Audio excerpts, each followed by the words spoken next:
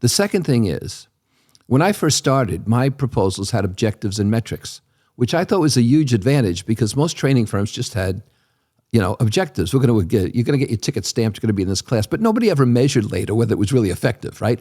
Because application occurs on the job, not in a classroom. And so training's way overrated. $60 billion industry, way overrated.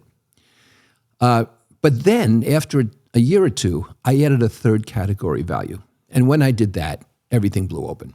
Because now the client could make a judgment on ROI and not on cost. JP Morgan Chase, right? Yes. And they were kidding themselves at the time about how they could communicate better. They had really good goals about fostering better communication and therefore serving their clients better, not having duplication of effort with clients and things like this. But they thought they could do this through workshops, And the people in the workshops were too low level.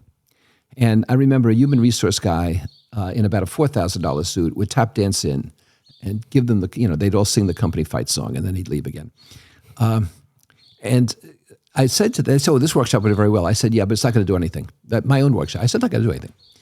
And, I had to explain to some people who were very intelligent and willing to listen. Like I said, you got to be willing to change. That what you read makes you aware.